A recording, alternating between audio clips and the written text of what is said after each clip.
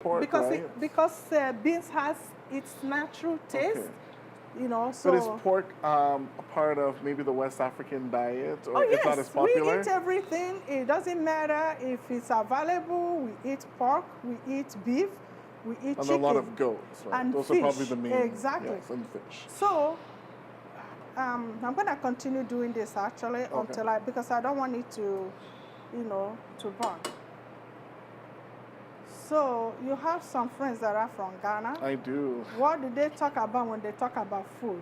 Well, they definitely talk about their dishes that require the peanut ingredients. Oh, really? And they do have their fufu dishes as well. Oh, can you tell us what fufu is? Oh, really? gladly. So fufu, it's a dish in West Africa. It's primarily known. That's where it's primarily known. Yes. I guess all African cultures, most African countries, they have their variation on fufu. Yes. And it's a bread-like substance that you break off a piece. Yes. And then you have your soup that's prepared with. Yes, it's just like we have mashed potato here. Okay, it's in similar Canada. to the mashed potato. Okay, you have your gravy. Yes. When you make the fufu, you make the soup. So that's coming. That might be the next episode. Delicious. So we're gonna make that come. one. So let me see what the stove is doing here. Yeah, so it's coming. Okay. You know what? I'm just gonna use this one here. It comes and goes. So we're gonna start frying the fritters. Yes. I think the water is hot enough. Oh wow. I think it's taking some time to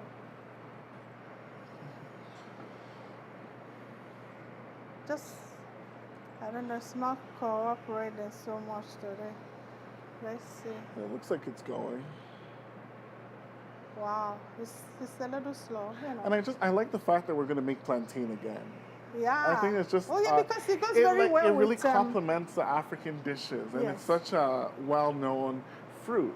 Exactly. And it goes well with any African dish. And those that missed the episode last time, they can catch us with plantain again. Exactly. So this is as I've already explained, we have the beans that has been cleaned and we puree it. So once it's pureed, this is what we get. So this is the texture. So to this, I'm going to add just a tiny bit of salt, because salt, well, we know salt is not good for you. And I always like to add the cayenne pepper. Yes. Okay. And then this is just thyme, to give it aroma. Yes. Okay. And then we have the curry, just a tiny bit. Okay. And then the next thing, would you like to? I would like to try this. Thank you. Okay. So you can mix it while I add it. Fantastic. Okay, so this is onions. So notice how this doesn't have any preservatives. It makes it more healthy and more delicious. Yeah. So the oil is heating up, so that's great. And again, you can't heat up the oil so high because once it's too high, it's difficult to cook. Yeah, it doesn't mix very well. So let me see. Let me try a little bit, please. Thank you. Okay, you see, it still has to warm up. Okay, you know what I'm gonna do? I'm just gonna add just more because once it warms up, it starts cooking very fast. When I was young, attending a primary school, during recess.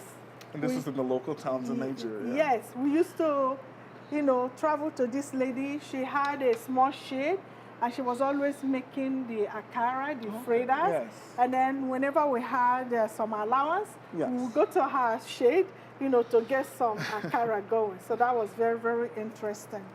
So what gave you the passion to start cooking? When I was in Nigeria, well, I was so happy to learn how to do a few things. But it wasn't until I came to Canada that my passion for food really grew very strong. Oh, I see. I remember working for the Crown Corporation in Ottawa, Canada. Yeah. And we had a potluck. Okay. And everybody was bringing their own food. And I did my akara. and the jollof rice. So people were eating it like everybody. There was a big plate, so you Yes. place your food on the plate, on the table. So then after the event, people were going around and saying, "Oh, there was a jollof rice. It was so good." No, they didn't say it was jollof rice. They didn't know what it was. They said there was this that I Orange ate. rice. they Exactly. probably I don't know what described it is, but it was so good. I would love to have a recipe for it. And then they saw my table and my plate was there. So they said, "Oh, that was you. So you made the dish. What is it?" I said, "Jollof rice and the akara, the fritters."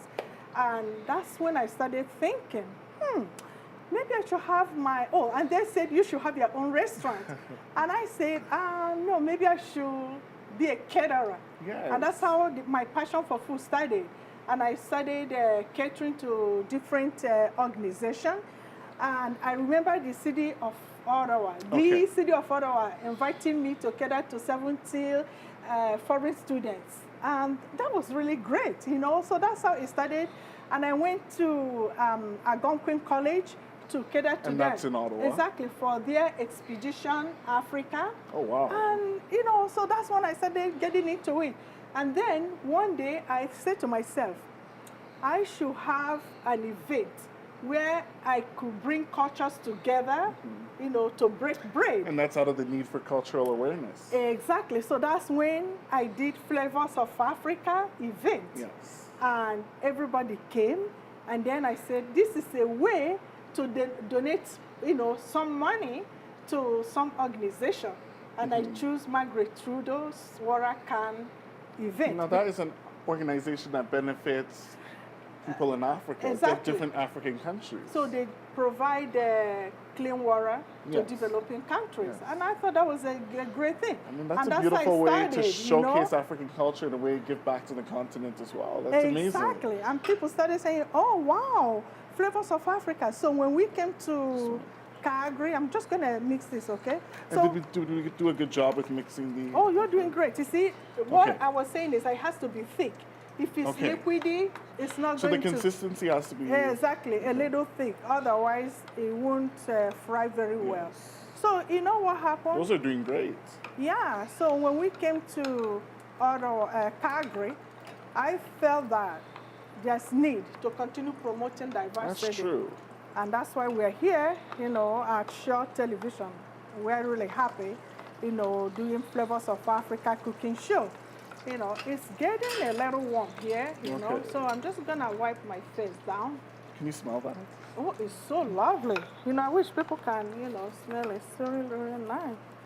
Yeah, so it's cooking very well. So what's your favorite food? Do you have any?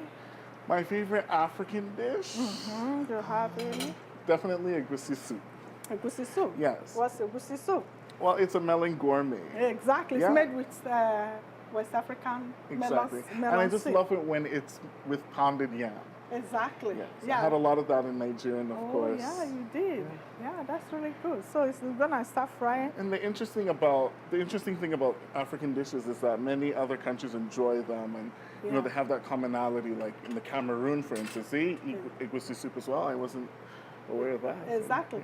You know what we're gonna do now that the stove is cooperating? Yes. Oh, I should use this. Excuse me. I'm going to add the tomato paste. You know, in Africa, most people use the palm oil to cook. Yes. When I was in Africa, we used it. But when I came here, I decided to try so many things, you know, different things. You know, I'm always experimenting with food. So I came across tomato paste. So I started using tomato paste for It's a substitute for palm oil. Exactly. And it gives it color, gives it taste. Once you use tomato paste, you don't want to use any other thing. And since then, I haven't used the palm oil. Oh, I see. You know, unless I go to Nigeria. Exactly. But and you palm know, oil would probably be difficult to get in Canada. Exactly, exactly. Because it grows from the beautiful palm trees in no, Africa. you can get it here. Oh, can you you can get anything now. You know, culture has really evolved. You can get anything you want. Before, when I first came to Canada, talk about culture shock. We could not find anything. You know, you have to travel to Nigeria until you can eat and whatever. how often was that? Exactly, and that was, you know, like so difficult to do. So